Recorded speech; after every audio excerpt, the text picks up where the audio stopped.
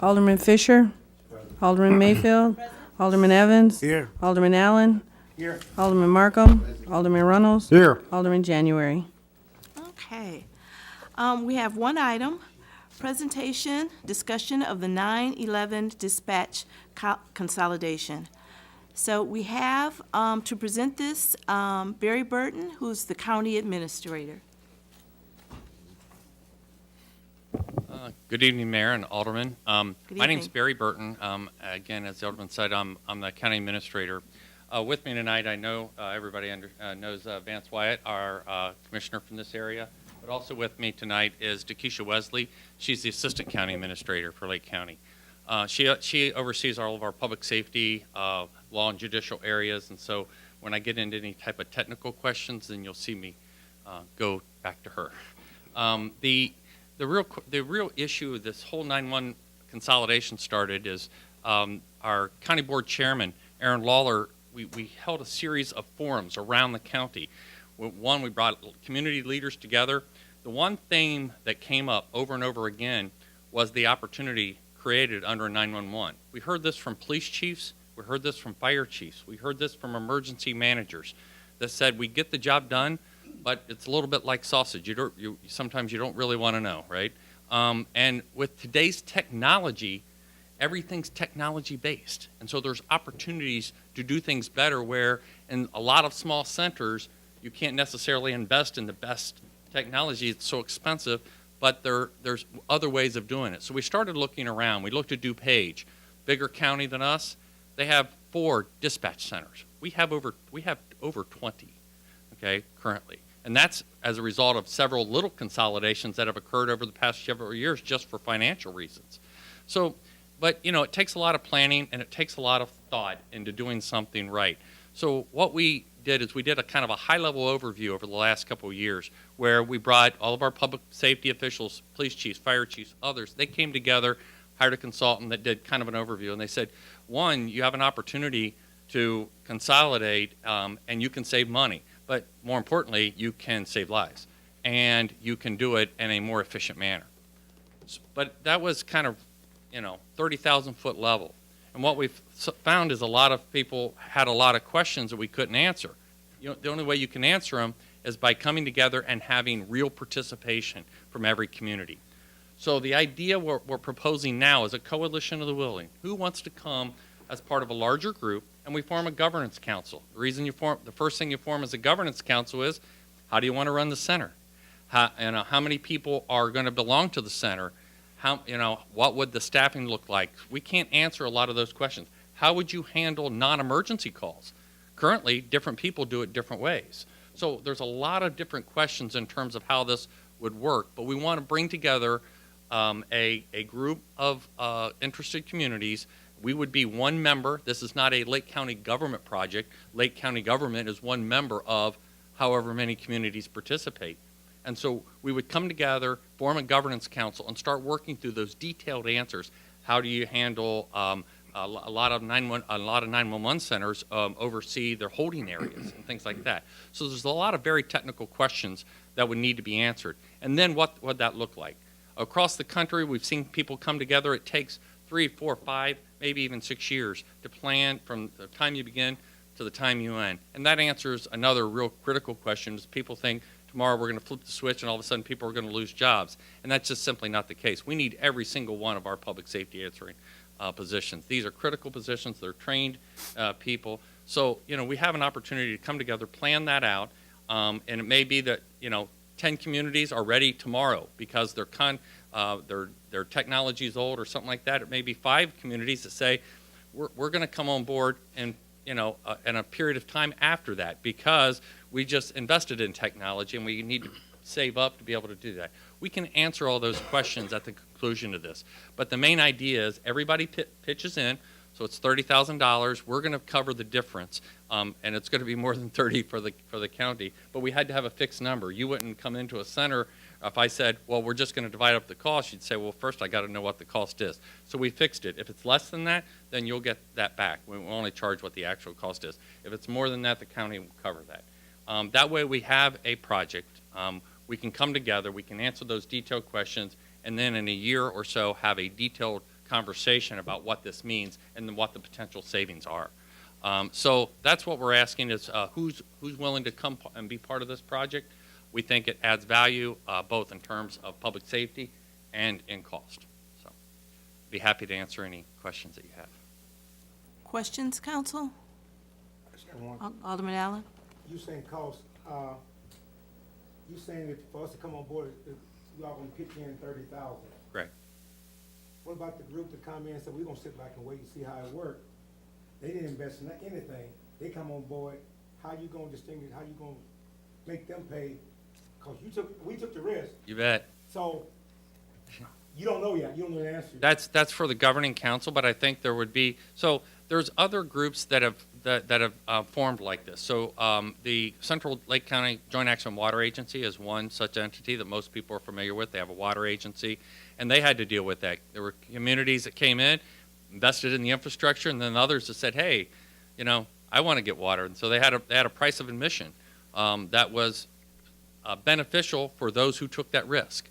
So those are some of the questions that we'll have to come up with. But yeah, there should be a little penalty for those that come in later. You just asked the question, I said, well, Yeah. it's like McDonald's come in, then people come in right behind them. They did all the study, Right. all the work. They come in and benefit, because they have to do all that study, because they know what the numbers are. That's why I'm asking that question. And that is, and there's a lot of questions like that we're going to have to come together and hire a project manager and a consultant too, because this is a pretty detailed study.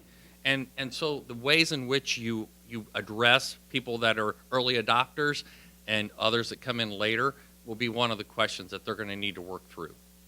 Because what if our system is going, we had to add money to our system. Do we want to wait in 2 or 3 years, or do we want to outsource it right now until you get your guys up and ready? That's something we got to look at too. Right. Because our system may be not up to par, we need to spend more extra money. Do you want to spend extra money into that, or do you want to focus? That's why we got to look at our end. And getting through some of those questions is going to be critical, because everybody's looking at that. We need to know what do we invest in now? What can we wait on? Is it going to take 2 years, or is it going to take 5 years? Those are critical questions that we don't have answers for now. At the conclusion of the study, we hope to have all those answers, and it'll be, again, your staff on this committee working through those with the consultant. Thank you. Additional questions? Okay. Mr. Robinson? The governing council, how many members will make up the governing council? That'll be dependent upon how many communities join. So we want everybody to have a seat at the table. Is there a deadline for joining the council, or initial period that you got to open up? We've tried to say we want communities to commit in March, if that drags on until a little bit in April, but at some point we have to say, all right, this is a coalition, and we need to start moving. And the 30,000 will be paid by the municipalities from their general funds or other sources of revenue? However, some people want to use ETSB funds, some people want to use general. However you choose to do that is up to the community. Okay. Okay. All right. Any other additional questions? Deb? So we do have this in next year's budget, the $30,000. It's coming from the police departments.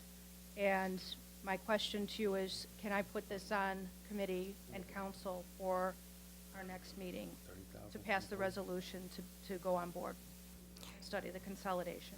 Yeah, you can put it on committee, Okay. and we can discuss it. Okay, and then Alderman Allen, to answer your question about outsourcing, we have a meeting with the county scheduled for Wednesday to discuss that. So we're on a parallel track, outsourcing our dispatch center while we discuss consolidation.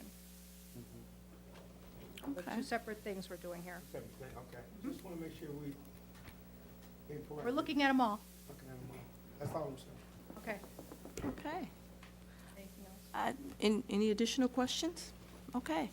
All righty. Thank you so much, Mr. Burton, for coming.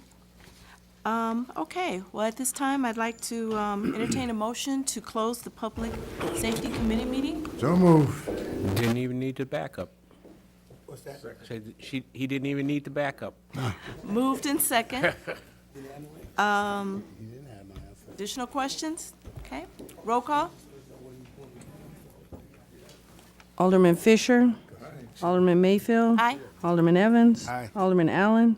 Alderman Markham. Alderman Reynolds. Aye. Alderman January. Pass. I'd like to open up the Finance Committee meeting. Roll call. Alderman Fisher. Alderman Mayfield. Present. Alderman Evans. Here. Alderman Allen. Here. Alderman Markham. Present. Alderman Reynolds. Here. Alderman January. Two-item agenda. One, bond refunding opportunities. Eiler's presentation. Two, presentation, discussion, financial policies. Ms. Portopilo? We want to go to two first, I think. Deb. Oh, Deb? Oh, well, there's the Ellers. Where is Deb? She's from Ellers, so. Okay. I guess she. Good evening, ladies. Good evening. Hi, I hope you all recognize me. I'm Maureen Berry with Ellers. Yeah. You know who I am? Great, I'm glad. That means I've been doing something right. This is my colleague Adrian Booker with Ellers. Good evening. Hey, Adrian. So you know that we've worked with the city of North Chicago on your last refunding of the bond issue that we did in 2014. It's very similar to what we're going to be proposing that you look at tonight. Just a little bit of background. I think everybody, there's no one new on the council since we were before you. The last time, just a brief introduction, Ellers, as you all know, I think we're an independent financial advisory firm. We work in 4 basic service areas. So you remember us here when we presented and we worked with the city on the Sheridan Crossing project. We served as the city's development advisor for that project. The developer had their own advisor, and we were the development advisor to the city. So, and Jennifer Tamman was my colleague and partner on that project. However, Adrian's going to be working with me on this project. Adrian, I'll let you tell you a little bit about her background. Hello, thank you for having us here. My name is Adrian Booker. I've been with Ellers for a little over 2 years, but I've been in public finance for over 20 years. I've spent probably a combination of 19 and a half years with rating agencies. I was at Moody's for a time and with Fitch Ratings for an even longer time, and worked with the city of Chicago as an assistant comptroller there, bond insurance, so that's been my background. Very familiar with the issues that are going on with the city here, and just really excited to be a part of what we're proposing for the refunding issue. So we thought we'd talk a little bit just about kind of an overview of the bond issuance process in general, and then we're going to look at the refunding opportunities that are available to the city right at this time, okay? Just a little bit. Yes, in terms of the issue process, what we do here and what the process will be is that there is a planning and structuring phase, and with that phase, what we are doing is helping to structure what the repayment options are that you would look at, in addition to look at what type of obligation it is. Because it is a refunding, that's not going to be a question, because you're going to usually use the same obligation that you used when those were new issue bonds. One thing that you have to determine is the method of sale. We will assist you in all phases of this process, but kind of getting to the conclusion of what method of sale to use, we have a recommendation that we think about or that we will be proposing to you. We also help to facilitate the credit rating process. Currently, you guys are rated, or the city is rated, a single A by Standard & Poor's. That rating has been on the city for quite some time. It's a stable rating, and it's a good rating. What our role is to really help to facilitate that process, bring out all of the strengths of the city, but also explain away some of the challenges that the city is having so it does not negatively, or that it does not affect in a negative way your bond rating. We want to make sure that that A is stable, strong, and even growing. In terms of the debt issuance process, there are other players, as you know from other debt issuances that you've done, that are a part of this. You have bond counsel, you'll have a paying agent that will make sure the payments get to where they're supposed to be, bond counsel that'll write the legal opinion, write the ordinance that is to be passed by you all. In addition to that, there's the marketing of the issue, with the preliminary official statement and the official statement so that you get the best interest rates possible and it gets the best exposure out there. The other thing that we do and that we will help you in this process is with debt maintenance. After this refunding issue is over, we, on a continual basis, look at what kind of debt is outstanding for the city, if there are opportunities for refunding or for savings, or if you have a reason to do a restructuring. We're always in tune with what's going on with your outstanding debt. There are other services that we do provide, such as we have a paying agent service. We also have a bond disclosure service. As you know, there's a website called Emma that all of your bond issues have to be displayed on. So making sure that if there are any kind of changes with your rating or with your any material events have to be disclosed on that page. And what Ellers, another arm or branch of Ellers could do is be that disclosure coordinator so that we can make sure that you never miss sort of the deadline for putting that out to the public.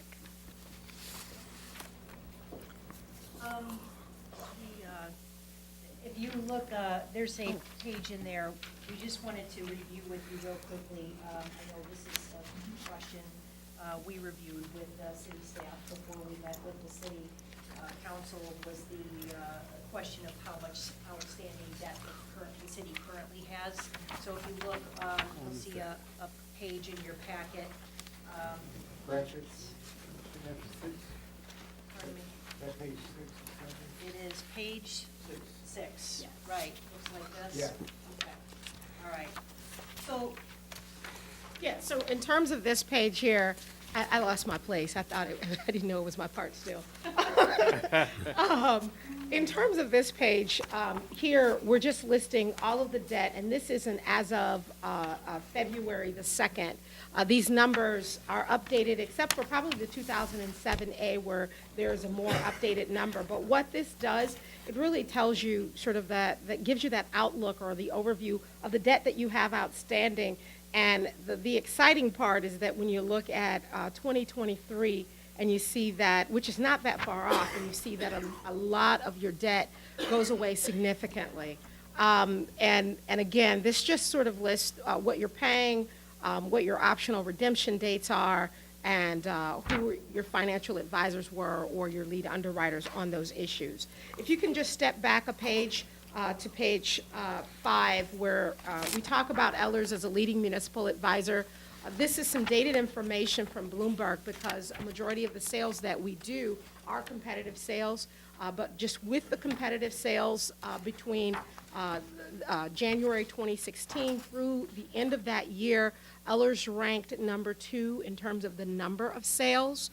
And all in all, we've consistently been up in the top 5 over the past several years. Usually top 3, that's the point. Other debt issuances to clients that we've worked on, and this is just to kind of let you know what we've been doing since we've been working with you on other issues. We are currently the municipal advisor for the Village of Glenwood, Lincolnwood, Northfield, Village of Skokie, and Skokie Park District. I can honestly say for those top 2, 4, 5 of them, we are actively working on issues or continuing processes with those entities. Wakanda, Champaign Community Unit School District number 4. That was probably one of the largest sales that we did as Ellers, and DeKalb Community Unit School District 428. And then now we're going to talk about the debt refunding options. So I'm on slide 7 now. Do you have any questions so far about this? Chairman, back to that page, for the outstanding fund, I noticed that, 2017, we was at almost, $2.5 million above. You said in 2023, we're gonna be down. How are we getting there? Make me understand. Yes. If you don't change anything, don't do that, How are you getting there? The debt, you're paying off your debt, and that's, You're just paying it So- off. you trying to say that gonna be brought down?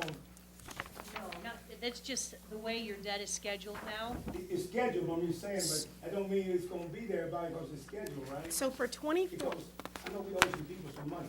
absolutely. So for 2014A, which is the purple piece, Yes, I'm looking at it. and that debt goes away in 2022.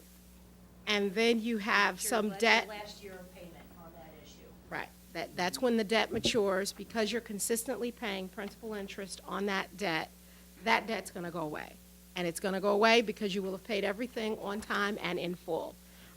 With, Series 2007A, which is that light blue on the top. Right. It's not, I think we have two light blues. 2007A, it's it's sort of a light blue. It's the blue on the top. The blue that's on the top, that goes away in 2022 as well. That's the 11/1/2022 final maturity. If I can interject, the 2014A and the 2014B, which are the purple bars here at the top, and then the blue bars at the top, that's Right. 24. Those were, that was the last issue that we did where we refunded your 2005 bonds. So Okay. that was 2005. When we say refunding, we mean essentially refinance, Refinance. just like you refinance your house. So we refinanced those bonds, and in 2014, but we didn't extend the term on those. We kept the existing terms of the previous bonds. So those will be all paid off then, here in after 2022. And then you can see that you've got, then some more payments on those 2014, excuse me, the 2014 A bonds will be paid off after 2022. See, the purple goes away in the lines there. And then the green, or excuse me, the blue, the light blue at the top, right here, those are the 2014 B bonds. Yes. And those go away after 2025. So then you'll be left with this 2007 B, which are the red. You'll also have paid off your 2007 C bonds at 2027. So you're making payments according to the debt schedule for each of those bonds, and it's going away as you go over time. So in the eyes of your rating analyst, they will look at how much debt you have per your full value, your full market value of tax base. And when they look at that now versus when they look at it in 2022, that number is going to get smaller and smaller in terms of your debt ratio.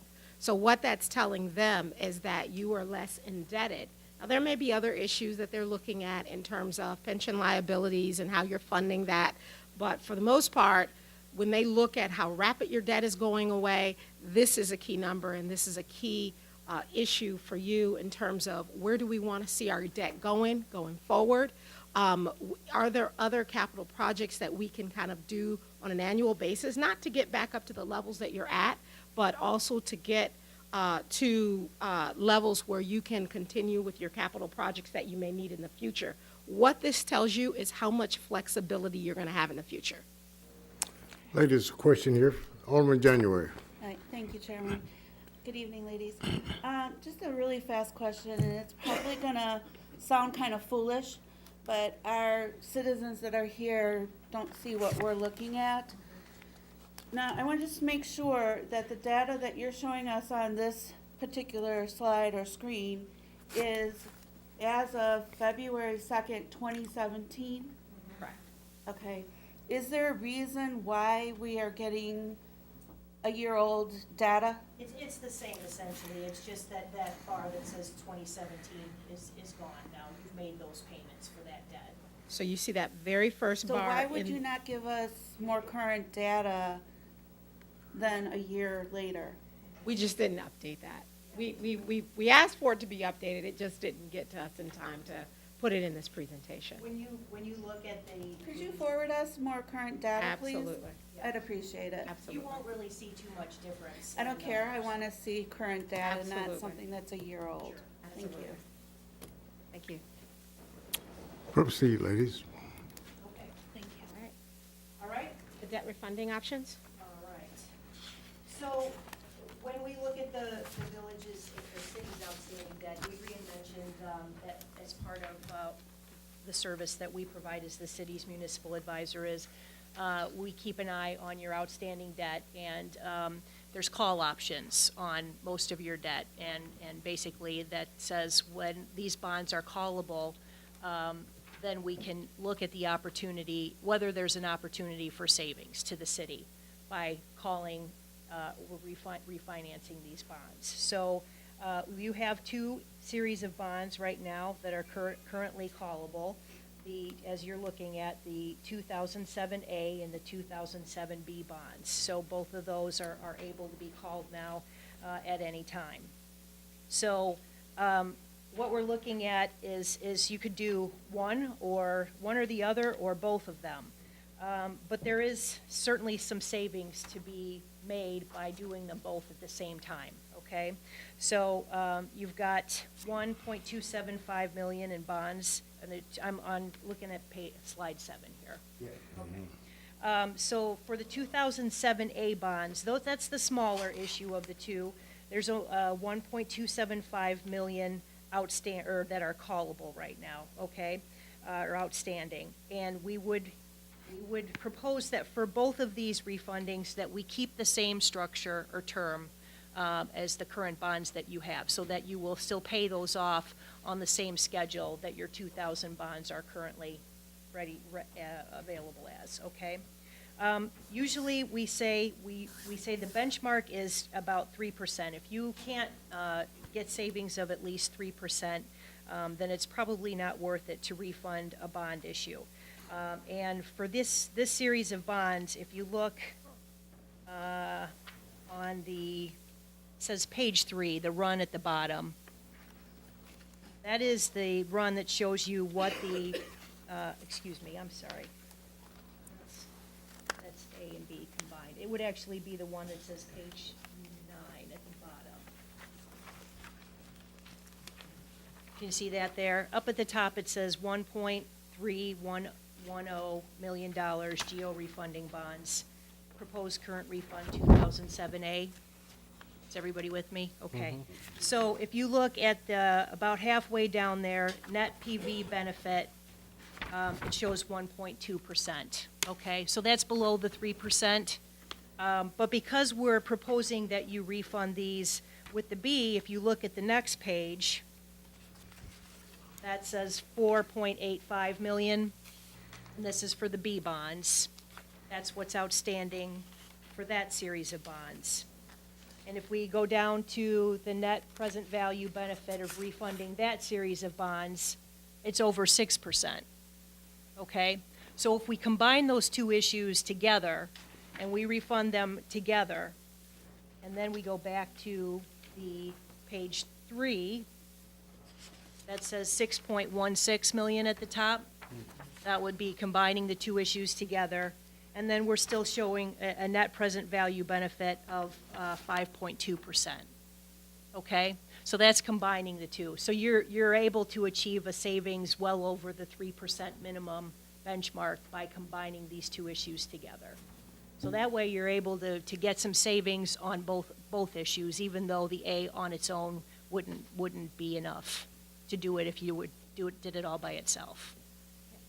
And Yep. can I say that the rationale too is that if the A were the only ones out there ready for refunding or optional redemption, we would not be recommending a refunding at all because it's below that threshold. But because you would already be doing the B and that's well over the threshold, then we would recommend not only doing the B but doing the A too, because the cost of issuing both is going to be cheaper than trying to issue them individually. and the net is that you're going to be saving. There's no negative. And all of this savings, this net present value savings number incorporates any kind of cost that's within it. So you don't have to worry about, well, what do we subtract out because of the cost of issuance, bond counsel, our fees, or whatever. That's already incorporated in that number. And then just another number that I kind of want to highlight from these runs, if you go to the one that says page 2,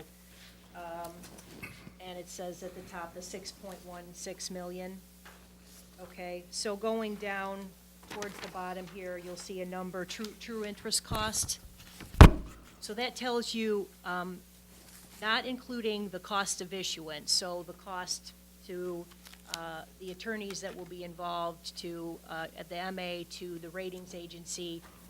Adrian mentioned we'll have to go back to Standard & Poor's. Again, they will rate this issue like they did the last one, so there's a fee for that. And any other cost of issuance. Beyond that, you're still achieving a true interest cost of 3.5%, almost 3.6% for the debt. Okay, so that's a good rate for being able to refinance the debt. And that's relative, because probably like a year ago, when rates were lower, since September of 2017, rates have been going progressively high. The market has been pretty volatile. We think that maybe by the end of the year, rates may hit the 3% mark in terms of what everybody goes by the Treasury rates, the 10-year Treasury. And if that is the case, this is a relatively reasonable rate that we're saying. When we're talking about low rates, there are times when we've seen below 2% or 1.5, but that number is always relative to what's happening in the market. Compared to what you're paying now, though, these are much better rates. Yes. So, you're trading in higher rates for lower rates. And the longer that you wait, the more likely you will have even higher rates than that 3.5. And we pay them off at the same time, though. You're gonna pay them off at the same time. So you're gonna result in the savings. So again, and I should have mentioned the number too, the dollar number, $315,662. That's really the important number, right? That's the dollar amount that you'll be saving by refunding these bonds. This is our projection. This isn't set in stone. Until we do the deal, we won't know exactly what that number is, but this is, we're using conservative estimates based on where we see interest rates going, and we're using a dated date of June 1. So we think that we can finish this process in about 3 months is about the quickest we can probably get through the process of refunding this debt. Okay? Chairman, can I ask a question? Sure. So, are you gonna tie your money in with this, when you do the interest rate? You want to come up with another 35,000? No. Our fee is part of the cost of the issuance for the And you will bonds. get our bond rating up to triple, a double A? I'm just asking, No. because you said I that. can't make I'm that just asking promise. a question. You said that our rate looking good now, you can do this and that, y'all change a few things. Well, I'm just the saying, bond is it- rating is dependent upon I- the credit quality, and it doesn't change quickly over time. The A that you have was as of the last review And that was Standard & that was Poor's an upgrade did. at that time. That was an upgrade.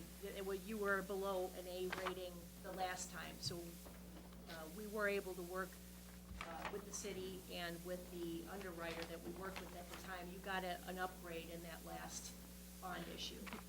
But you are gonna be trying to get it up a little. That is That's what I'm correct. asking. Yes. Don't- That is don't- correct. Don't be But- satisfied. That's why I'm asking you a No, question. no, You that- didn't give me that. You didn't give me that. I'm not gonna ask you. Right. Yeah.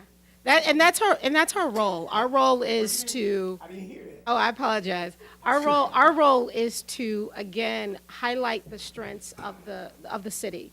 Highlight your finances, your management, your debt process, your repayment schedules, what's going on in the economy. There are some things that the rating agencies will be looking at that you can't control, like how quickly the tax base is growing, or not as quickly as it should, or whatever the case is. However, when we present to the rating agencies, the key is always looking toward what can the city do to get to that next level. So, yeah, That's what I want to do. okay, absolutely.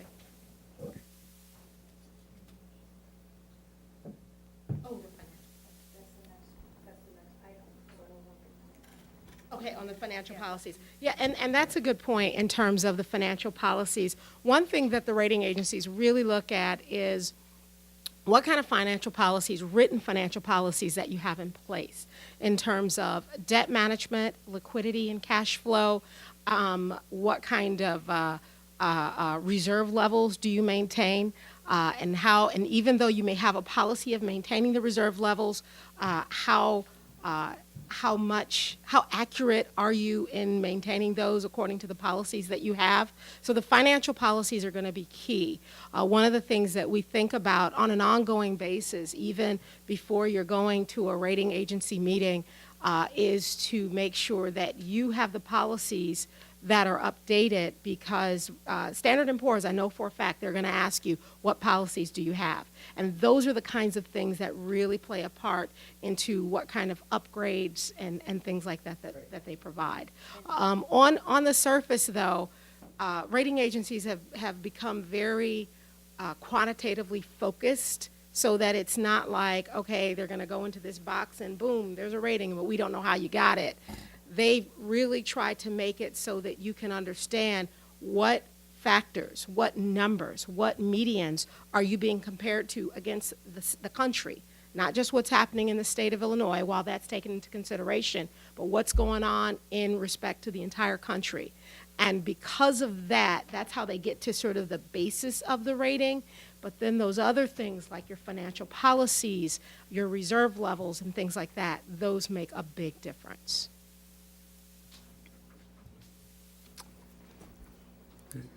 Method of sale. On page 8, or on slide 8, one of the things that we always consider, or that you would have to determine, is the method of sale. Here we just wanted to list what some of the options are. There's A, B, and C, competitive, negotiated, and direct placement, respectively. One of the competitive sale, again, is just where it's sold on the open market.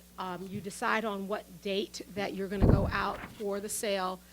It's publicized through the preliminary official statement. Everybody knows when the date to put their bid in, and the lowest bid wins. That's what happens. The pros for this is that it's very transparent. It's transparent in that whoever has the lowest bid, that's who's going to walk away with the deal. And it usually is to the issuer's benefit. For negotiated sales, you would work with one underwriter. You would either work with one underwriter that you've selected, or one underwriter that you've selected through sort of an RFP or a competitive process. In that sale, they will still determine what the sale date would be. However, on the day of the pricing, they would go out into the market to see what kind of buyers they could get for those particular issues. For the bonds, and what yields they would get. What our role would be in a negotiated sale is that we would scour the market, see what kind of competitive sales are happening on those dates, and they would come back and say, well, these are the yields that we're proposing, and we'll say, no, you need to use these other competitive yields, because again, our role is to get you guys the most competitive rates as possible. One reason that the competitive sale is probably, not competitive, the negotiated sale is probably the one that we would be recommending, is because for bond issues that are rated A or below, the market would kind of require, well, what's the story behind it? And without knowing the story through a negotiated sale, and if you just put it out there on the market without an underwriter marketing it to their desk, really telling the story of the city, you could get some pretty high bids. But for the negotiated sale, this is one that you would use likely for credit ratings that are at least an A. Along with that, the negotiated underwriter would say, well, we would want insurance on this. So as a part of that process, we would go out and get some bids from the 2 insurance companies that are rated above a AA, or at least a AA, and then that would add enhancement to the interest rates that you'd be paying on your bonds. So at the end of the day, the negotiated sale would be the one that we would recommend. For a direct placement, those are directly placed with a financial institution or a local bank. Sometimes we'll call it your friendly local bank. And we say that because these are banks that you have relationships with and they're willing to give you really great rates. But one of the catches with that is that you would, while there's a lower cost of issuance, you don't have to pay rating agency fees. You would have to pay an additional fee for a placement agent to get that transaction completed. And there's no underwriter or no preliminary official statement with that one. So those are those are the cost of the potential debt issuance. Yeah, I just wanted to add a little bit of context here. We did the negotiated sale for the last issue, which again was very similar to what we would be looking at for this one. And so we're proposing that process again. We did that with an RFP process. So what we did was we invited a number of underwriters to submit proposals for how the process that they would use and what types of rates they think that they would achieve by going out and talking to their investors and seeing what kind of rates you'd get. So you don't have the final rate with the RFP process, but you have a sense of which underwriter can get you the best rate through the RFP process. And as Adrienne said, you are basically forming a partnership with that underwriter, and they're going to go out. They're going to learn all about the city, and you guys have some really interesting stuff going on with Sheridan Crossing, and you've got a lot of good development happening that they may not take the time to learn about if they're just doing a competitive bid, but through a negotiated process, they're going to learn about you, they're going to learn all the pluses, and then they're going to go out and sell that to potential bidders. So that's why we're recommending the negotiated sale for this process as well. And by doing it as an RFP process, it introduces an element of competition so that we're not just picking one underwriter and taking whatever number they propose. They recognize that they're going through a competitive process, they're going to sharpen their pencil, and they're going to give you a better rate than they would if we were just picking one underwriter to talk to. Okay? Questions? And the really quick last thing is that all the cost of issuance, like we mentioned, would be covered by the savings of the refundings at no additional cost to the city. Here are no questions. Ladies, thank you very much. Thank you. Right. Our next item, financial policies.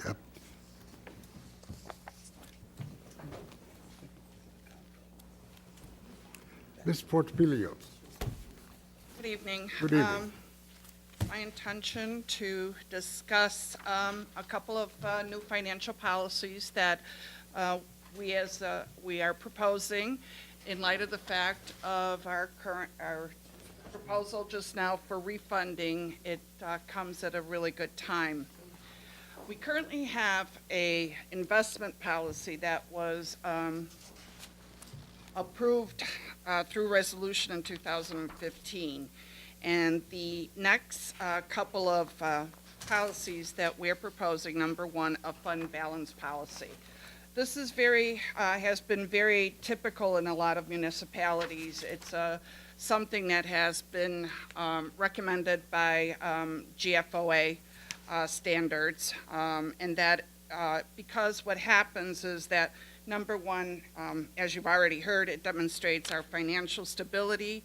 It helps to preserve our bond rating, and it's intended to provide sufficient cash flow for any financial needs, as well as provide some reserve in case there are any unanticipated expenditures. The fund balancing that we are proposing at this point is a 30 to 40% of total expenditures. Okay. over the last few years, going back to 2013, I've looked at the fund balance, and it's fluctuated between 40% and 45%. Okay, so we are maintaining a good fund balance. Municipalities are, I have seen, have done as little as 25% of operating expenditures. I am a little bit more conservative, so I think that 30 to 40% would work. And this would be on the unassigned fund balance. If you go to your memo that I've included on page 3 and noted as Exhibit A, this is a page from our last year's CAFR, our audit. And if you go down to the bottom, you'll see the section called fund balances. And of course, we have some things that are non-spendable, such as inventory. We have things that are already been restricted for other funds. We have, obviously, funds that are done for accounts payable for any outstanding items that were issued in the last months, usually. For the general fund, as of 2016, we had $10,356,531, which represents 46.6% of our available for expenses.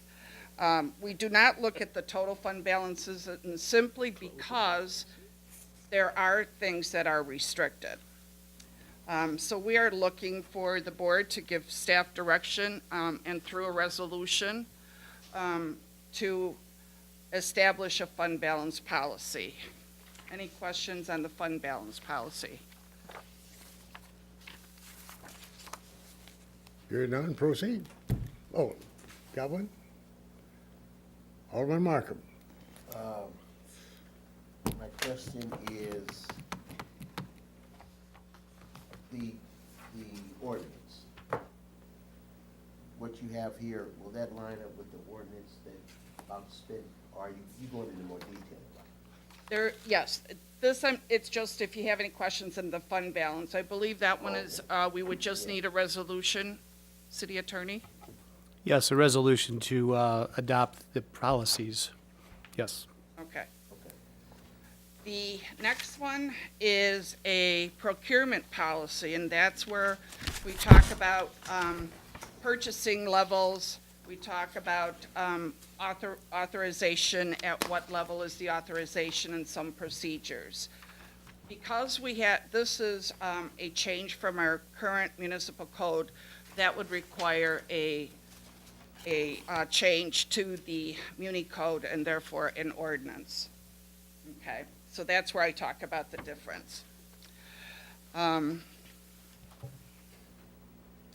So let's just look at a little bit some of the things that we're presently. There's a very broad spectrum for our procurement levels.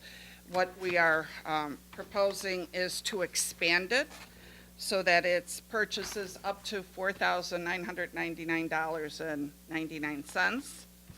Anything over that to $24,999.99.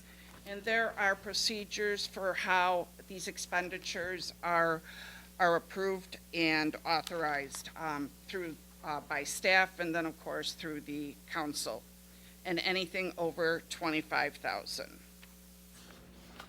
Incorporated within that, we've tried to also establish a petty cash policy. Currently, we don't have a petty cash. Let's go back to that procuring. You saying that's in our policy ordinance right now, 4,900.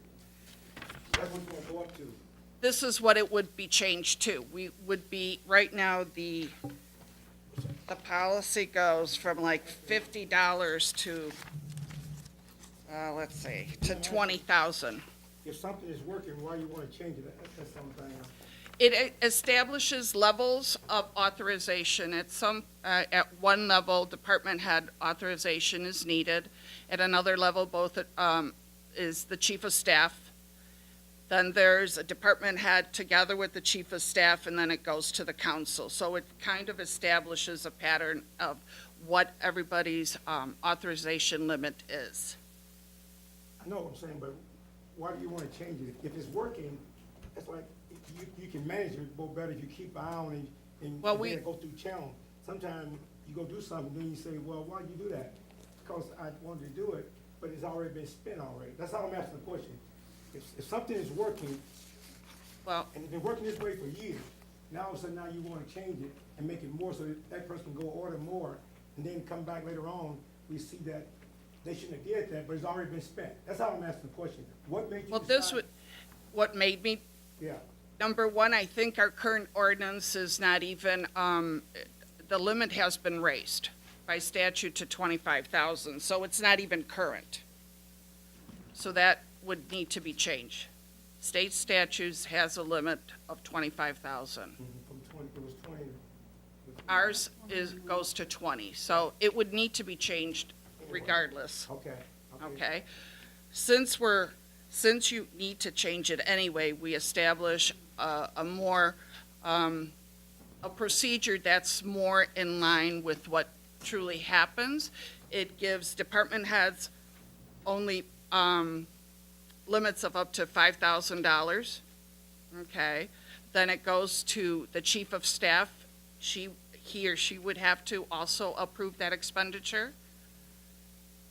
It will always be brought up to council as an expenditure.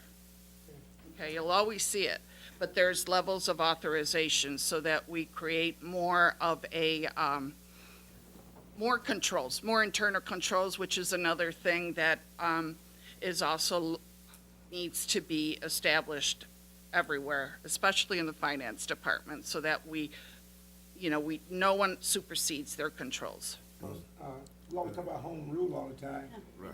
I'm just asking a question. Yeah. We talk about home rule, then all of a sudden now, this is statute of limitation. But then you turn around and say, well, we home rule, we don't have to follow those rules. Well, I'm just asking you a question. Home rule is, home asking rule a question. establishes the ability for the city to create other financing sources. I'm confused. This is for expenditures. These are for expenses. The city does have extensive authority under its home rule powers to establish its own bidding and contracting requirements. What the comptroller is explaining to you is that our current ordinance is fairly restrictive. And it does not meet at the $20,000 level, which is where you're set at your very top level that triggers competitive bidding. The state has even seen to increase that to $25,000. They got more money than we got. Well, no. That has nothing to do with it. That has nothing to do with it. These are the statutes that control municipalities. The state's under its own purchasing requirements that go through the General Assembly. Okay. Now, this is what municipalities can do. So up to $25,000, you don't even have to go through a formal bidding process under state statute. Now, you could set whatever you want in terms of your requirements. That's true. That's what I'm asking you. Yes. Our home rule, we can set it what we want to set. Yes. So I'm asking the question. But this is a rational, what you're listening to right now is a rational proposal from your finance experts to consider. Like, leave it alone. Okay. Danielle, before you proceed, anybody got a question? Go ahead. Can you do me a favor and send to all of the aldermen that state statute? Sure, Pull it out and send it to us, I please? have it here. Alderman Evans, did you have a question? Okay. Proceed, ma'am. Together with the procurement policy, we have tried to formalize a credit card policy, which is really currently in effect de facto, but here it's basically saying that city credit cards, no use for personal expenses, even if there's an intent to reimburse the city. and the credit cards are issued to designated officials and employees of the city. There's always other methods of making purchases via purchase orders, via just rather than just credit cards. So we should take action and take a look at all possible processes that are available to us. Lastly, petty cash we would be setting a limit to petty cash for $100 in reimbursement. Again, there are other methods where you can get where you can make a purchase and it doesn't have to be through the petty cash. Petty cash is little amounts. $100 should be sufficient for those smaller amounts. Okay. I got a question. You go ahead first. Alderman Evans? Okay, now you wanna, with this policy, I see the changes that you have. But as of right now, what's going on, what's wrong with the policy as Alderman Allen said? What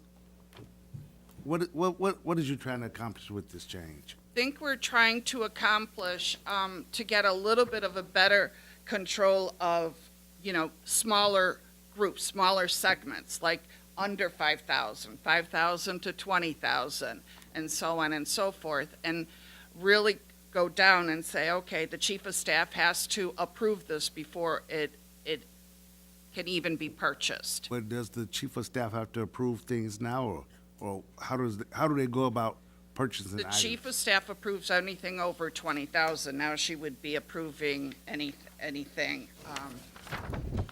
from 5,000 to 24,000 or 25. So are the employees, are they purchasing items? Is the department heads purchasing items in a large amount and not being approved at all? Are they purchasing items of a substantial amount of 5,000 to 10,000 without getting the approval of anybody? No, they would get the No, approval. I'm saying right now, are they doing that now? Yes, from what I see, yes. They are purchasing items, and I guess we're being submitted the bill after they purchase the item. Right. And they're not going through the department at all. I mean, they're not going through the chief of staff, they're just No, purchasing. the chief of staff is involved. So that's what I'm saying. So Right. right now, the chief of staff is involved with the purchase.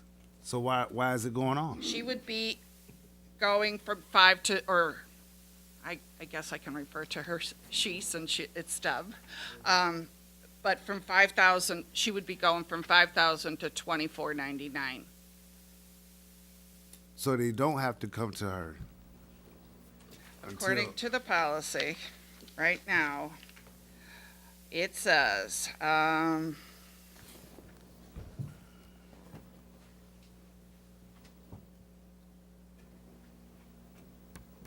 We have orders on these, the orders that we have on these, basically what it says right now, there is no indication of the chief of staff on what I pulled up on the Muni Code. It basically says anything of more than 20,000 shall be prepared under the direction of council and advertised for bids. So that we know, that's 20,000. Everything else, it just says from 10,000, from less than 10, but over 50. Daniela, Requisition, this is a little bit challenging part of your code because it's not well written and there's some gaps that we've had to interpret.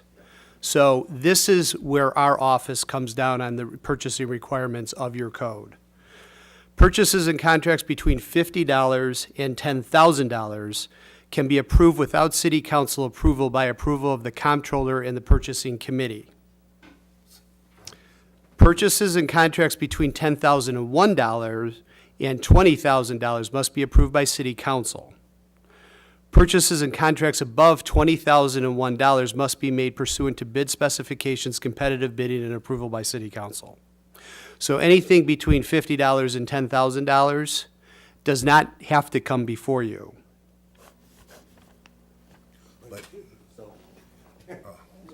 So what you're saying is being, as it states here very clearly, you're breaking it down into categories. Yes. So from That- 50 to 4,900, you have a certain criteria, and then from 5,000 up to, you have a certain criteria. Yes. And then from up there, but it's all coming through the council. I'll defer to the In comment. terms of when it gets to a higher number. Up to, at least as I understand, I don't want to speak for the comptroller, but at least what I'm seeing is up to $4,999.99, that wouldn't even come to you. Right, That would be a department head purchase. right. We're gonna change it, we need to change the whole thing. It's great. This is, and again, I'm not trying to take anything away from what the comptroller is presenting tonight, but I think this is a way to promote efficiency in government with accountability at the department head level, which is appropriate. It's great. And can we also define what or does it need to be defined when you get down to the credit card, what's personal use? Does that need to be defined in here? Or you're just saying personal use? Does it need to be defined? Well, personal use would be, I'm saying can we define it? Sure, we can define it. We can give some examples. Right, yeah, that'd be good too. Okay. Lastly, just want to talk about the enterprise fund balance. Oh, Got a question here. yes, Okay, with the petty cash. yes. I heard you make a brief statement real quick somewhere along the line that we do not have anything regarding petty cash. A limit. Okay, so we have a policy and and process and procedures? There is For a petty cash? there is a process. Basically, there is a request for reimbursement that is attached to an invoice. I'll give you for instance, I'll go to Office Depot and buy a print cartridge. Okay. I pay for it with my own money. I get a receipt. I bring it back to Why the. would you do that if you just told us we can use other No, avenues I'm just to saying order? this is what the process would be. I'm giving you an example of what the process is, okay? And right now, Yes. Of right now, okay. They would come to the comptroller's office, submit their receipt, and then there's a reimbursement request small form that we have, and it gets signed and approved. Do we count out the money and we refund that person the money? Signs and approves those. That is, I have signed them, and our accounting manager, Wendy Swopes.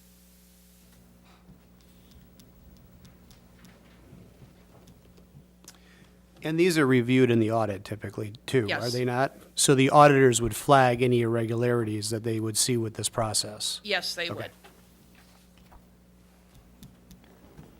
Any more questions? well, I do want to say that the auditors have stated in several of their reports that this is what we need.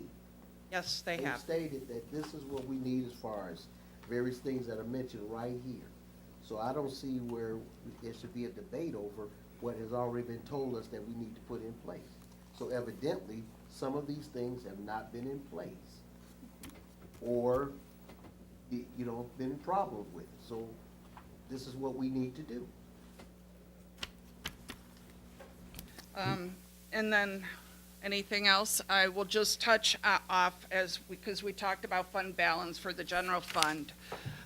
We need to talk about a fund balance policy for our enterprise fund, for our water fund. That's typically because it's a business type program.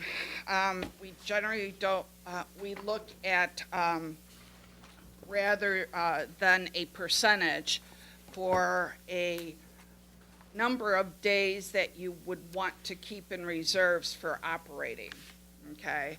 So, can be anything between 30 days and, 180, say, so it's anything between a month and 6 months. We are proposing a 60-day balance in the operating account. We could go to 90 as well. 60 days would require that we keep in our operating account at least $1.17 million. 90 days would be almost 1.75. And over the course of, and I just took this last year, our operating account in the water fund has been averaging over 2.5. So we are well within the range.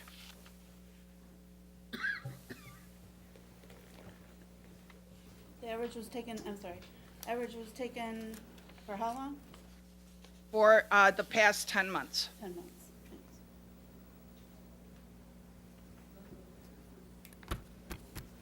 And they're running very close from month to month.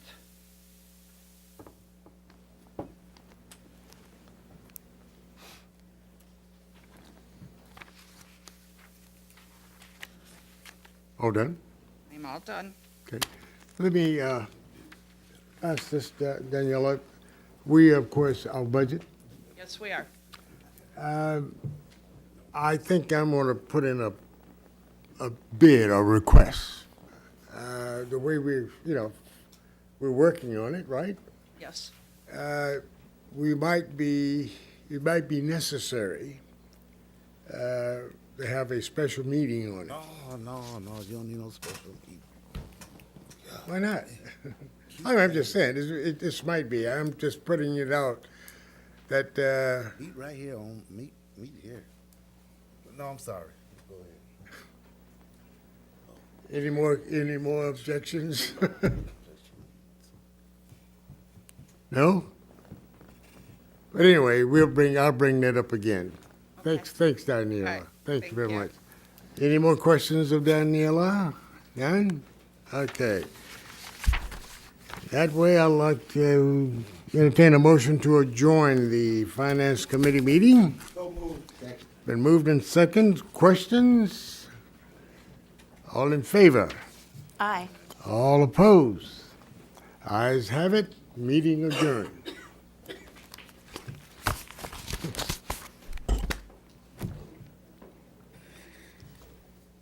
Okay, I'd like to open the Building License Community Development Committee meeting. Roll call, please. Alderman Fisher. Alderman Mayfield. Present. Alderman Evans. Here. Alderman Allen. Oh. Alderman Markham. Alderman Runnels. Here. Alderman January. Present. We have a 3-line item agenda. First is review discussion of the City Hall West Wing HVAC renovation project, review and discussion, of taxi ordinance, and then pending matters. Chris, if you'll begin with number 1. Yes, good evening, everyone. Good evening. I'd just like to start out first. I noticed there, on the regular agenda, on the flip side of the page, it mentions on 7-6, consideration approval, City Hall West Wing HVAC renovation project. The primary reason I'm here tonight is to obtain council approval for the bid process for the renovation project, not the entire project. So I just wanted to make sure we're clear on that. So the vote under 7.6 is just to approve the bid process that you're going to outline for city council right now. Correct, so we Okay. can go out to public bid Got for it. the project, yes. So that being said, just a quick update on where we're at with the project. Last October, we hired the engineering firm of Larson and Darby to undertake the process of developing the plans, scope of work, which has been completed as of last week. I received the plans, which all of you hopefully have some mini sets of those. I know they're hard to read, sorry about that. And also, they've developed the scope of work, which I can basically show you. It's about 400 pages long. So I thought it best not to copy each one of you on it. You're more than welcome. If anybody would like to come through it, review it, it'll be in my office. I'd be happy to hand it over to you if you wish. So to date, like I say, we're pretty much completed with the evaluation and design process, and we're ready to go out for public bid. It's going to be a little bit arduous process. It's a pretty involved job, so according to my engineer and others that I've spoken with, it could be anywhere from a 60 to 90-day event for the West Wing, and it also includes part of the police department. The jail, all the jail cells are affected by it. Naturally, the demolition of the West Wing mechanical room, that'll all be gutted. So we're going to be gaining space for storage or what have you down there. And along with that, in the police department, it will also incorporate the men's and women's locker room for heating and air conditioning. The original system was all tied in originally downstairs to that, along with the West Wing. So essentially, what we're going to be doing is just ripping out all the old equipment down in the West Wing mechanical room and replacing virtually all the system components, along with a rooftop unit, which will also gain a little bit of space over on the patio side because of the air conditioning compressor over there. So besides that, at the bottom of the little information sheet I gave you, we're on kind of a tight schedule, which is why I asked to bring this to council tonight for a vote to go out for bid. Essentially, by the time we're all done with this tonight, the invitation, I plan on going out to bid next week, the beginning of next week. Pre-construction or pre-bid meeting on Thursday, March 22nd. The bid due date is April 5th. And presentation to council on April 16th. From that point, there's a couple of to be determines, which is anticipated project start, which I'm hoping it'll be as soon as possible with everyone's blessing, and project completion. That can only be determined once we nail down a contractor and start going through the process, what it's going to take for them to order the materials, get them out, get mobilized, and start getting the work done. So that's pretty much it in a nutshell. Does anybody have any questions? Any questions, concerns, comments? Okay, I guess there's none. Okay, great. Thank you. Thank you for your time. Okay. And it is on our agenda for vote tonight for the bidding part. Okay, so we'll need to amend that, or? No, I mean, just when, whoever makes the motion, just, you might want to write on your agenda, consideration approval, City Hall West Wing HVAC renovation project bid process. So just add bid process. Okay. All right, thank you, Chris. Okay, number 2, discussion about the taxi ordinance. I said that I would continue to bring this up until we have a resolution of some sort. So I understand there was a meeting this morning. I was at work and not able to attend. So hopefully we can get a little update and where we're at, and we'll go from there. Yes. Good evening, Madam Chairman, Mr. Mayor, Council. As you know, we're working with Attorney Simon on drafting or revising the ordinance. Today we met with 3 of the BEAC licensees, and we got more of their input into the process, so we'll talk to Mr. Simon sometime throughout the week, and then hopefully we'll have a draft of the ordinance for you folks to look at next council meeting. Oh, great. That sounds good. Any questions? Okay. Thank you for meeting with some of the Class B license. I know they were very interested in having some input on this ordinance change and working together with the city. So I'm glad to see that you all reached out to them. So thank you. And thank you for kind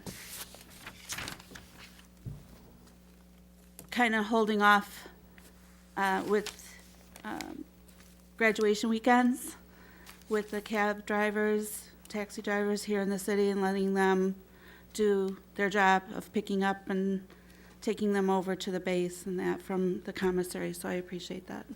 I welcome. heard some positive feedback, so that was good to know. So thank you for that, and thank you, Mayor, for that as well. I think that, I think the A licensed cabs realize that too, in regards to how the B, drivers are functioning, so they're not opposed to it, so, which is a good thing. So it's, I think it was a very positive meeting that we had today. I think that, we're getting closer. We're getting closer. So hopefully we'll have that draft to you at the next council meeting. Yeah, that would be great to at least look it over and have input from council. I have towns and their ordinances, and fees are quite different. There is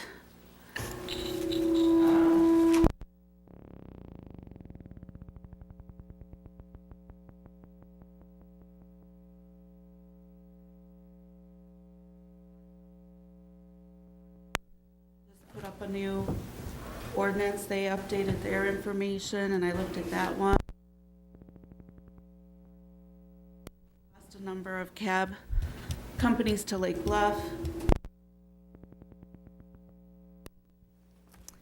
Very, very interesting, so it was good to see. So I'm anxious to see what the draft will look like. So, thank you. Thank you, Chief Perez. All right. Have last on the agenda, pending matters. Any pending matters? Okay, hearing none. I would like to entertain a motion to adjourn the Building License Community Development Committee meeting. So moved. Second. Moved in second. Are there any questions? All in favor? Aye. Any opposed? Ayes have it. Meeting adjourned. Thank you. At this time, I would like to open up the Public Works Committee meeting. Roll call. Alderman Fisher. Alderman Mayfield. Present. Alderman Evans. Here. Alderman Allen. Here. Alderman Markham. Alderman Runnels. Here. Alderman January. Present. Okay, we're gonna just start with item 1, the discussion renaming of 14th Street honoring the Lake County Commissioner Audrey Nixon. Thank you, Mr. Chairman. This matter was put on the Public Works Committee at the request of the mayor.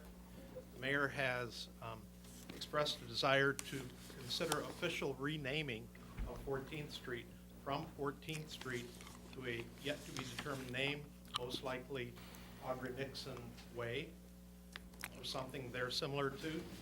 So in light of that, because it is a kind of unique street, it's a border street, it's a boundary between us and the city of Waukegan, as well as a street that is very soon to be jurisdictionally transferred to the county of Lake as part of their transportation system. And it's on a number of state inventories. I reached out to IDOT to find out exactly what we need to do in order to officially do that name change so it gets recorded properly in all various areas of the state. And there's 3 items basically that we need to do. And one is to reach out to Waukegan and both cities, municipalities, pass respective ordinances supporting the name change, the same name, and then the resolutions get forwarded to IDOT District 1 office in Schaumburg. They're central. They will then forward it down to the state and update the various databases. The plan specifications and estimates that the county is currently in phase 2 of for that reconstruction effort will simply be retitled or renamed appropriately when the documents are produced. So there's not anything that the county necessarily needs to do. We do it in conjunction, all 3 agencies together with IDOT, to officially make that change. We could bring that resolution to the committee at the next meeting for your consideration, review, and ultimate passage. I will be going to Waukegan if it's the desire of this committee as well as the mayor to carry on the same conversation with them as far as the renaming of both sides of the street. We both have to agree to it because it's centerline jurisdictional changes between the two municipalities. Any questions? Yeah. Could I just say that, we all understand that, Ms. Nixon, who was one of the longest-standing county board members in Lake County, but she was, more importantly, she was our representative here in the city of North Chicago. And, I know that over the years that she was serving in that role, she did everything she could to make sure that North Chicago received as much benefits as possible through the county. I just really do feel that this would be a fitting way to recognize her and all of her efforts. And I think also being one of the first African Americans on the county board to serve in Lake County. So this is one of the other reasons that I'm wishing to try to move forward on this. I have reached out to Mayor Cunningham, and he is aware, and he said that he will be starting to move on his efforts from the Waukegan side also to move to get the resolution in place once we come up with a name. So if anyone has I just said Audrey Nixon Way, but if there's anything else that someone else may want to look towards, please let me know and we can consider that also. So, Mr. Mayor, I think that title is most appropriate thank you. for me. All right. Anybody else?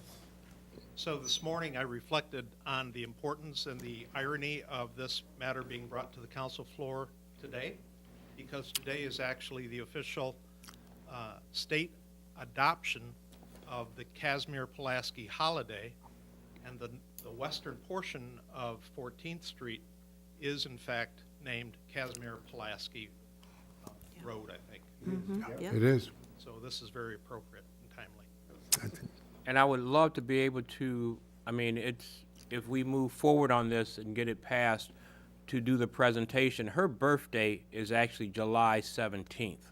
So sometime in that year, we could, have that presentation done, and with North Chicago and Waukegan being present to do that. Sounds good. Okay, we're gonna go to item 2. So item Presentation. 2 is a request to authorize the purchase of a, oops, no. No, he wanted to read. No. Oh, I'm sorry. You want to read it? Okay, we want everybody to know.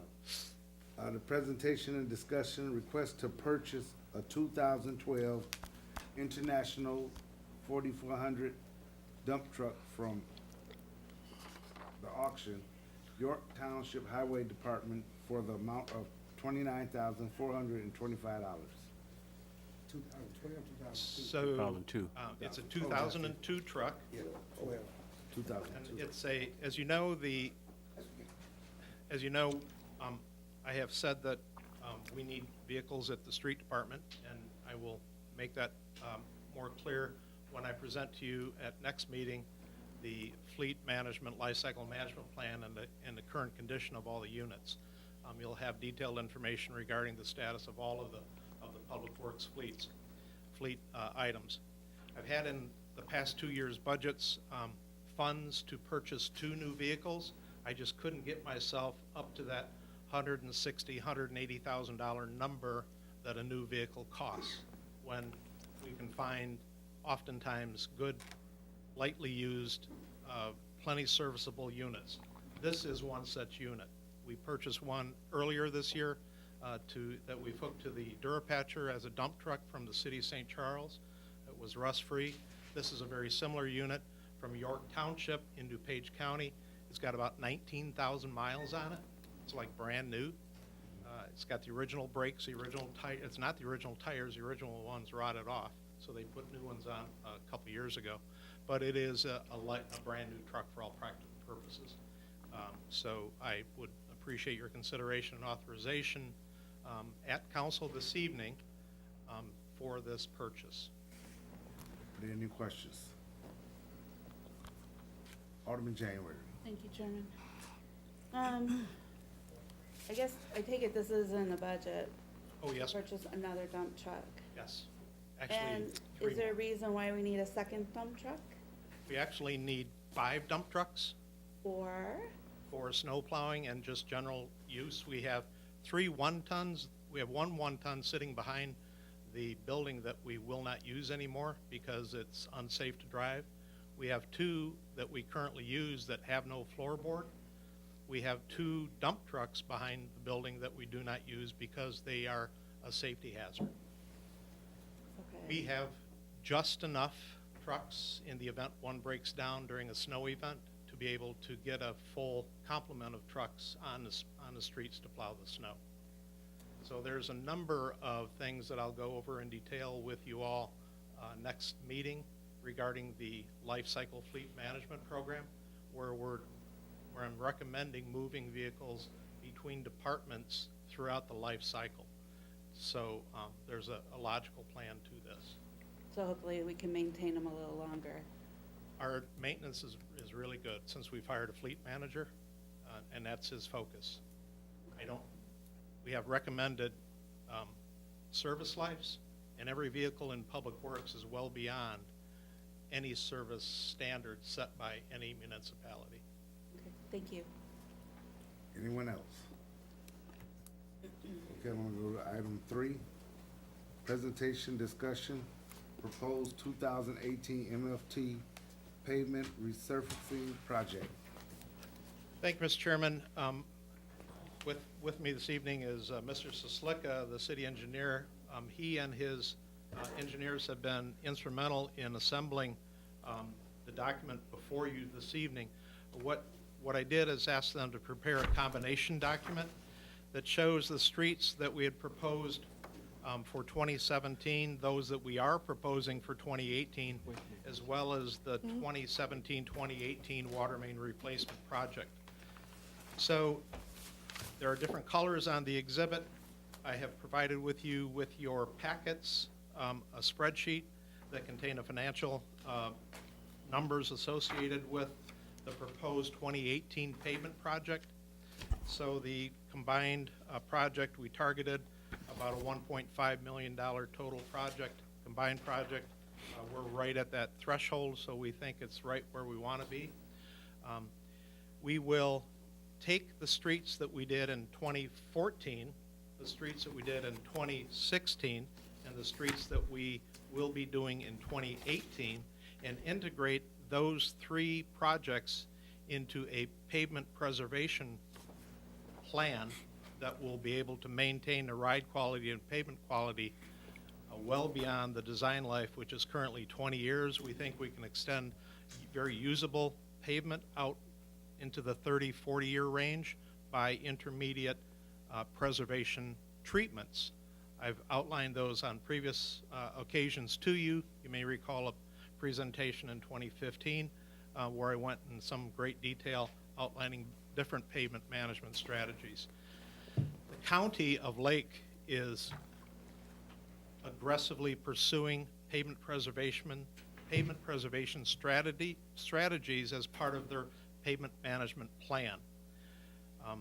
They're struggling a little bit to get it right, but we'll help them with that because as an industry, pavements can be preserved with some interim maintenance strategies, various ones applied to them. We can very easily extend that pavement, especially in the city of North Chicago, where we've got such a great underlying concrete base for most of the pavements. I'm quite excited about it. So we've proposed some streets for 2017. You've already approved those. You approved the 2017 water main plan. And so for your consideration for this year are those streets identified in the spreadsheet for 2018. And I will come back to you next meeting asking for authorization to bid these streets out. Question.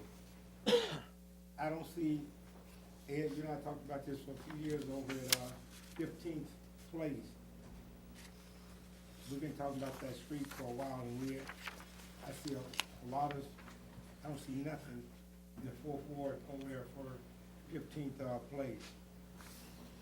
So Alderman, you are correct, and when you brought that up to me 2 years ago, I asked the city engineer to prepare cost estimates Okay. for 3 different strategies to reconstruct those streets, and I left that ball in your court to organize a meeting of those residents to talk about that, because there are significant differences going from a small project, which is simply an overlay, to various forms of reconstruction and urban improvement, including curbs and gutters and underground drainage.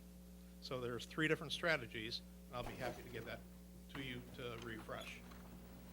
But we need to send out a letter to those people and let them people know, because I heard, like I said, we talked about it, but that's all for we did, just said a few words about it, and I thought we was gonna get those, citizens that, see, they wanted to go with the, pay the tax, they wanna pay their taxes to do that, but we didn't. If you want me to organize that meeting like we did for the, Get the tower.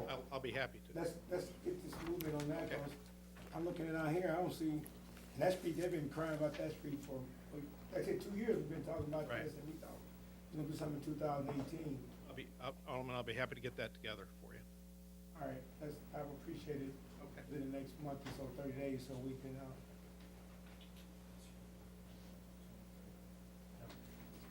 15th Place. Yes. Any other questions? Chairman, Alderman Reynolds? Atkinson Road, explain that again. So Atkinson Road, as you know, is a city street. It goes from Milwaukee to the city limit to the west. Primary traffic are Abbott Park employees, and a certain amount of through traffic as it goes from Milwaukee Ave to lose my thought here. But it goes from Libertyville over to North Chicago, Green Oaks, what have you. So it's a 2-lane chip seal road. We're proposing simply a chip and seal overlay. We're not proposing a hot mix asphalt overlay, because it does not get what I consider the right volume of traffic to have that level of maintenance for a city street. It's, for all practical purposes, a township road that the city happened to take into its system years back. Thank you, Ed.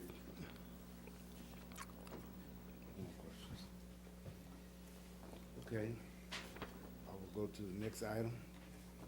Item 4, that is presentation, discussion, proposal received from Trotter and Associates regarding the proposed 2018 water main replacement program.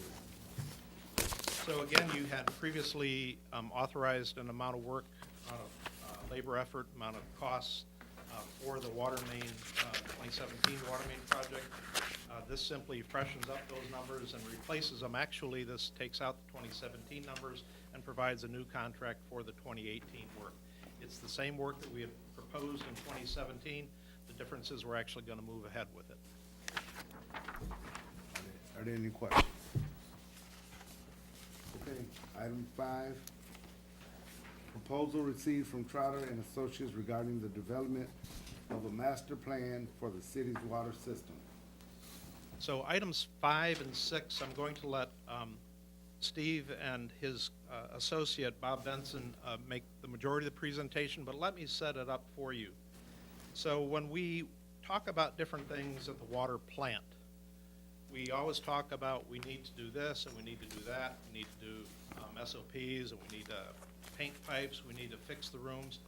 So this effort by Trotter, which I asked them to start considering this and pulling together their thoughts on such a master plan, is the total picture for a cradle to grave management strategy for the needs of the improvements and the maintenance of the interior and exterior of the water treatment plant.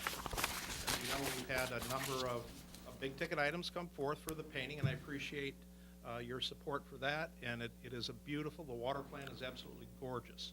It's pristine. With your support, we have been able to authorize the contractor, give them the go-ahead to rebuild 4 significant pumps and motors. So once that project is complete, operationally, the plant isn't going to get much better. But that being said, we don't want it to fall into the same state of disrepair in the years ahead as it did in the years behind.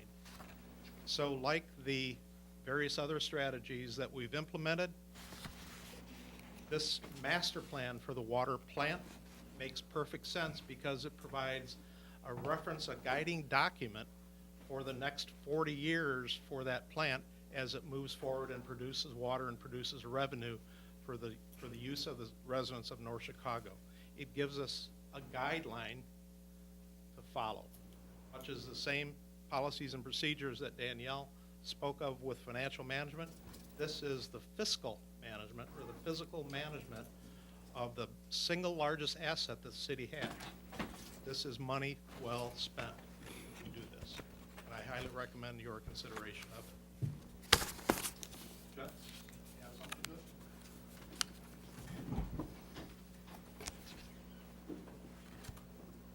The water system master plan, why is it important?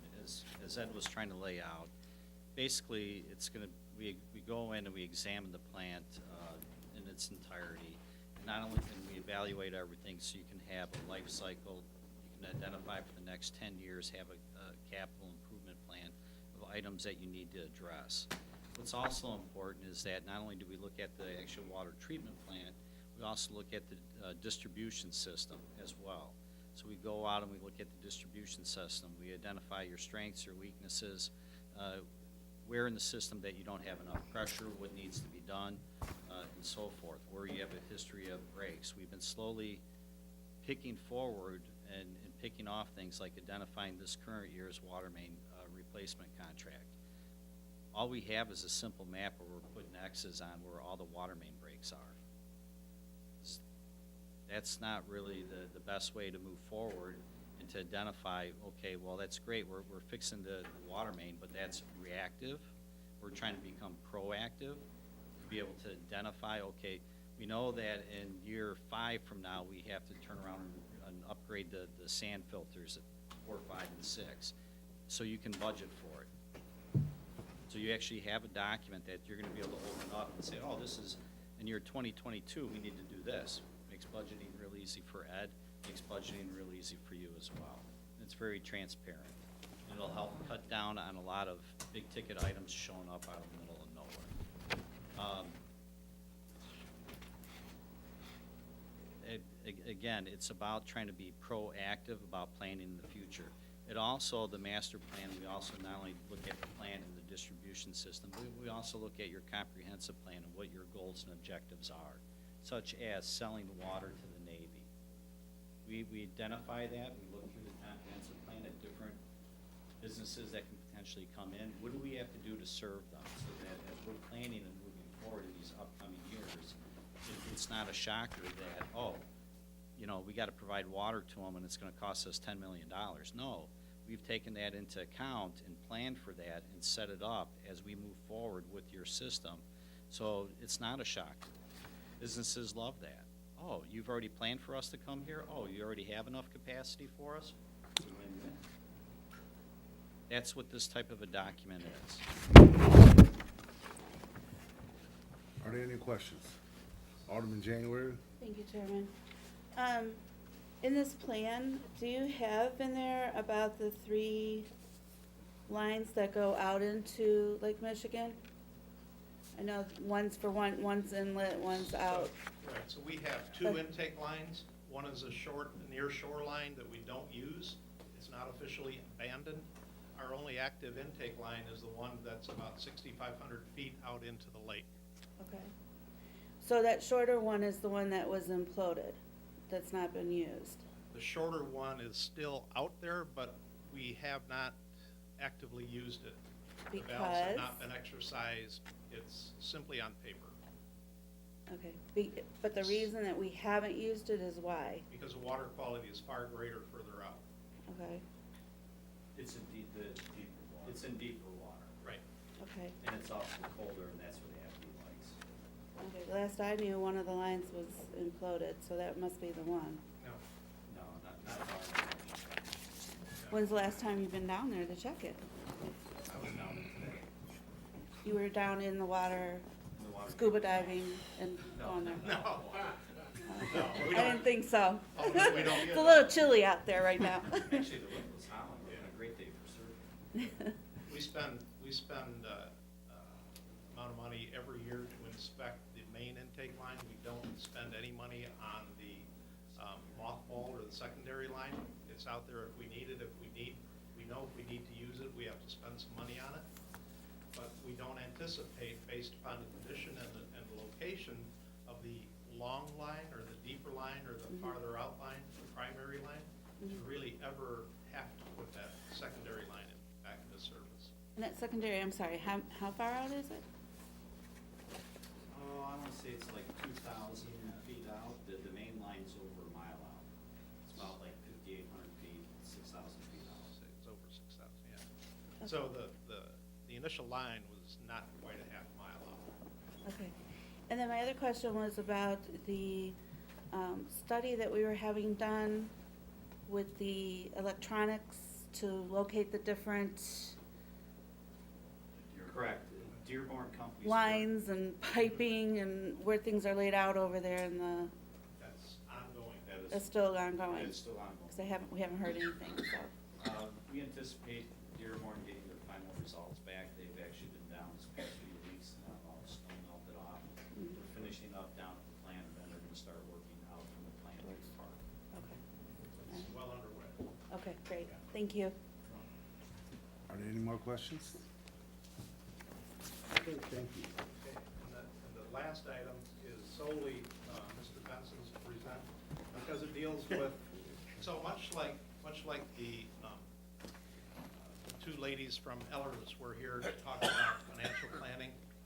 This last item is important because it sets the blueprint or sets the policy or sets the expectations for the financial needs of the water plant moving forward. Not only for the plant, but for the entire distribution system. The last one is more of the master plan, financial master plan for the water system in general.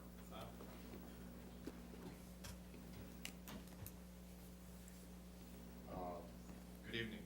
Good evening. Good to see you all again. Good to see you too. Before we move to item 6, I just want to add a few things to item 5 on the master plan. The way that this work order is structured, there's a component that deals with the water treatment plant, and then a component that deals with the distribution system, the pipes out in the city, and then there's a third component that looks at your water user rate structure. Okay. We've packaged it all together. Typically, I think of a master plan as being what's out in the distribution system, the pipes. And at the treatment plant, we would call it something different, like a facility assessment or facility plan, kind of the same thing. And, you know, what we're doing is rather than being reactive and responding when a pump breaks or fails, and everything's crisis mode, and you know it's an emergency, everything costs more, is we're taking an assessment of the condition of all these different pieces of equipment and processes at the plant, and then prioritizing them as to, you know, is it critical, is this work that needs to be done in the next few years? Based on the age of this equipment, you should start to plan that in 10 years out, you're probably going to need to be replacing this, and develop a path forward that you can, you know, start to look at and plan for and budget for it, so that these aren't shocks when they come in. On the distribution system, a lot of these pipes were put in a long time ago. There's 4-inch pipe out there, 6-inch pipe, a lot of different sizes throughout the city, all the way up to 24-inch. And at the time the older parts of the system were designed and built, there was different standards that were being designed to specifically fire protection.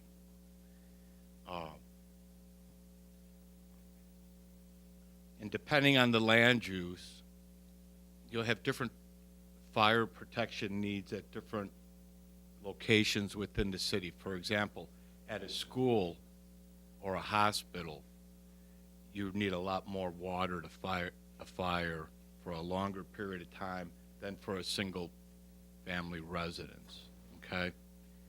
So, as part of the master planning, and we've already put together a hydraulic model of your system, and we've used it in a lot of the planning work that we've done when looking at the Great Lakes site. And by sitting down and talking with the city before we get started as to what level of fire protection you desire or you need in different neighborhoods, then we can go and run the model and see where the deficiencies lie, and then come up with a plan to upsize critical strategic water mains within the system to get the water out to where it needs to be, okay? Right now, we're upsizing these smaller pipes as we do the roads with at least 8-inch pipe. But it always makes me a little nervous, because when we go beyond that, say, well, let's make this a 12-inch or a 16-inch. Well, is that really big enough to get what we need? I figured it out. Or maybe, does it really need to be that big? Are we spending money on a bigger pipe where we don't really need it? Where we really need it is over here. So this plan would lay out that map. So when you go to rebuild the road, that's when you want to fix the stuff that's in the ground. You'll know with some confidence that this by making this pipe this size, this is going to get us where we need to be, so that we get our fire ratings up to where they need to be throughout the city. And that will, you enjoy lower insurance rates as those ISO ratings improve. So that's something else that comes out of this. Well, one other thing, Bob, that's really low-hanging fruit and a real concern or a need or a concern that's being addressed by the US EPA is the presence and the future elimination of all lead in its entirety from our water distribution system. Now, we believe, and we've been told, and I've been told, and we've all been told, that lead has been eliminated from the distribution system as far as the transmission mains and the piping within a water treatment plant. We know there's a lot of lead service lines going to homes off of the old iron mains. The EPA is talking about a very narrow window for the city to undertake the full replacement of all lead service lines from the point of connection in the street on the main all the way to the point of service within the house. That's what they're talking about. So they may foist upon us a requirement to undertake that expense to replace the lead service lines from the main into the house. We will be in a good position if we can argue that we've already replaced the mains, the service line from the main to the B box, and therefore it's the homeowner responsibility to carry it into the home.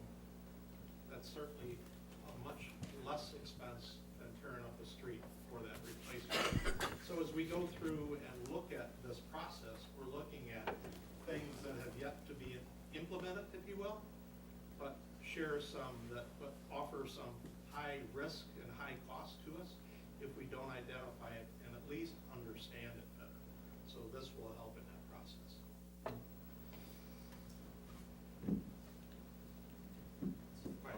Okay, the last item on the agenda. I wasn't planning on talking about this tonight, but I'll wing it. Deb had asked me to put together a memo outlining some of the options available to the city to finance some of these water projects. For example, the proposed water tower number 1 out by Boss Park Golf Course.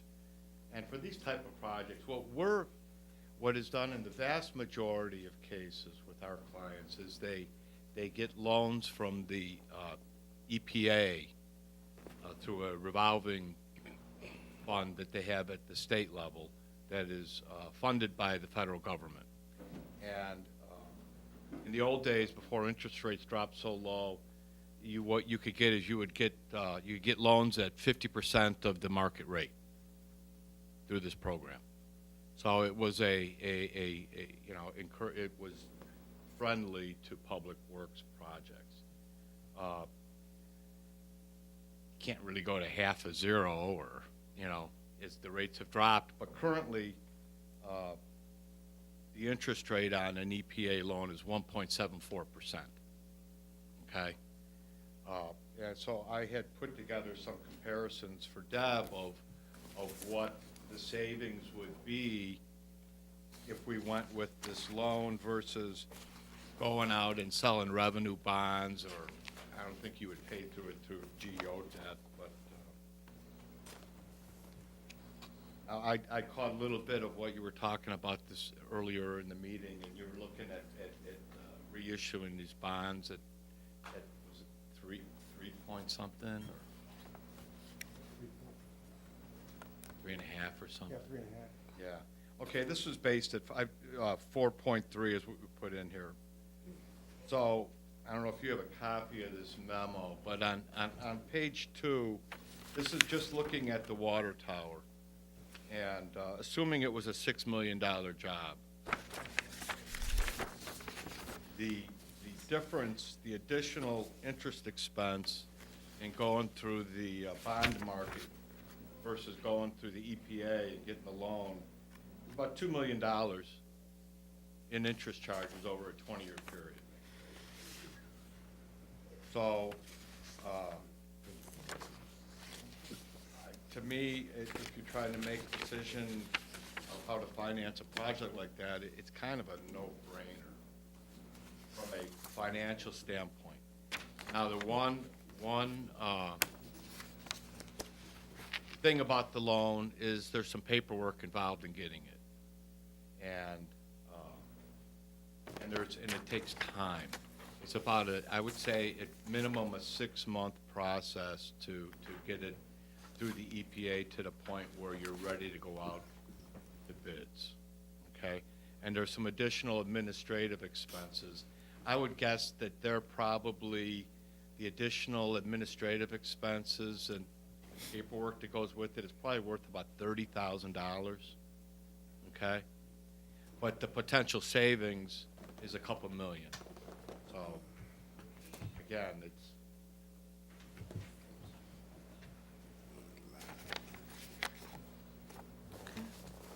the thing is, if we're going to go that route with the EPA loan, we should get started on it, and we can get started. I mean, the first thing you do is you send in a pre-application to the agency, letting them so that you get in on their list. That's a one-page form. It's easy, okay? But until you do that, you're not in the queue, and it doesn't commit you to having to take out the loan.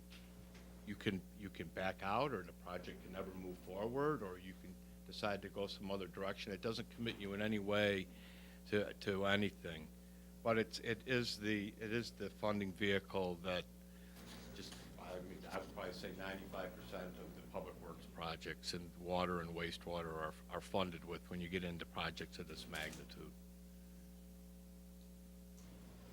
So one of the other beauties of the EPA financing plan, and Bob can talk a little bit about this, is his experience with our neighbor, Fox Lake, with one of their projects regarding EPA debt forgiveness.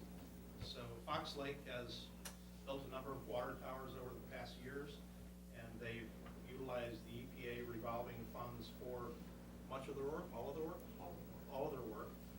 So, Well, so we just finished a water tower. It's went online this year, or 2017. It was a $2.5 million project, and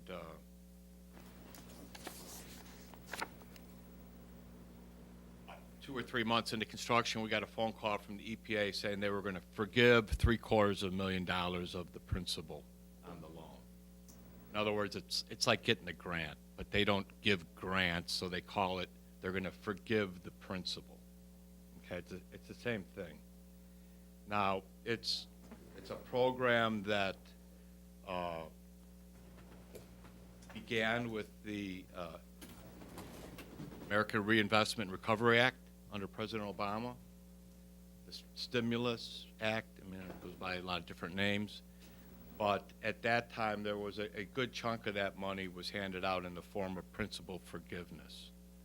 And after the initial year of that program, when the stimulus program was done, they continued on with it in a manner within this Clean Water Act loan program, and every state was required to give out at least 10% of their money in the form of principal forgiveness. And Illinois gets about $1 billion a year through this program. So the state was forgiving $100 million of principal a year, and it's based on need. It's based on hardship. It's based on median household income. So Fox Lake isn't Lake Forest, so they qualified and they got the money. And I think that can't make any promises. It's out of my control, but I think North Chicago has a very good chance of qualifying for some principal forgiveness. How much it'll be, again, can't say. It definitely wouldn't be more than 50% of the value of the project. They've never allowed it to go more than that. So for a $6 million project, I would say the max you could ever dream of getting would be about $3 million. Okay? But let's say if it was $1 million, I think that would. Anything you receive is all. Yeah. Mm-hmm. Yeah. So that's another. that's real money. But the thing is, you're not guaranteed it. But you gotta start the form just so you can find out if you're gonna qualify, though. Right. Yeah, I think we pretty much. I don't think we don't have to worry about qualifying for the loan. We need to lobby for the village, and we know people at the EPA that make these decisions. Is to lobby them on behalf of the city to get to the top of the list on the principal forgiveness. Right. So I think at this point, there's nothing on the council for action tonight for this, but at staff meeting tomorrow, I can have a conversation with the mayor, and he can provide some guidance with respect to proceeding ahead with at least the basic application prior to the next committee. Yep. Okay. Good. Question? Any questions? All right. Thank you very much. Thank you. Alrighty.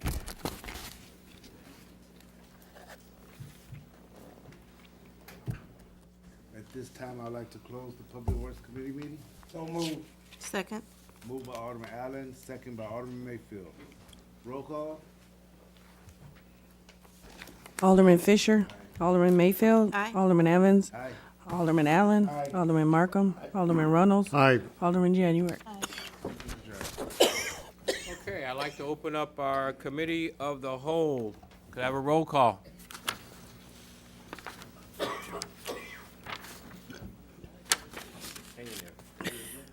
Alderman Fisher. Alderman Mayfield. Present. Alderman Evans. Alderman Allen. Alderman Markham. Present. Alderman Runnels. Here. Alderman January. Present. Did you say she needs some water?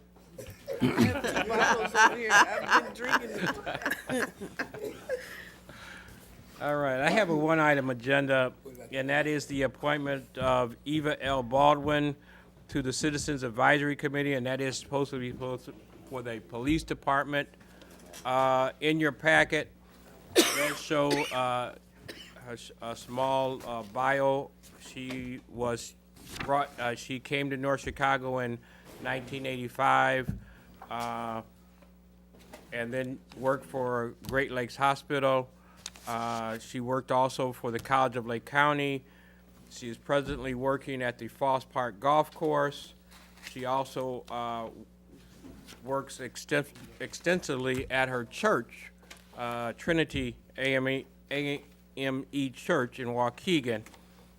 You know, one of the things that I will say about Eva that she has asked, you know, that she's looking to try to start to be involved in the community and wanted to, you know, make a difference in regards to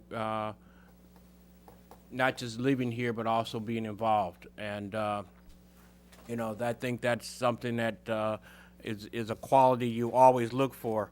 One of the things I always ask any individual that if you come on board, are you going to make sure that you're going to be involved and not just make it as a something to make a name on a resume. And Eva said that, no, that's something that she really wants to be more involved in. And I think that, you know, we want to make sure that we put people on these type of committees that will be there to make that difference. And I think the Citizens Advisory Committee will be a good board for her. She's here in the audience today. Eva, if you would mind standing up so that people can see who you are. And I didn't know if anyone had any questions that they might want to ask. If not, it is on the council for a vote tonight. So, Alderman January. Just a question for you. What's the term for the appointment? The term, oh, I'm sorry, the term didn't get put on there. I think the terms on the Citizens Advisory Committee, and she will be filling Tony Jones's spot. And I'm not sure, I had to get that. I think it's a two or 3 year term. Is it 2, do you know? You just reinstated him last year, I think. So she would finish up Tony Jones's spot, and I believe that he was a 2 year term, and so she would be here for at least a year, and then come in for reappointment. Okay? Thank you. Any other questions? All right. Well, she is on council for tonight. I'd ask for a support for bringing her on board. If no other questions, entertain a motion to adjourn. So moved. Been moved by Alderman Allen, second by Alderman Reynolds, that the committee of the whole stand adjourned. All in favor? Aye. Opposed? Motion carried. We'll take 2 minutes, Yep, I can use. and we'll start council.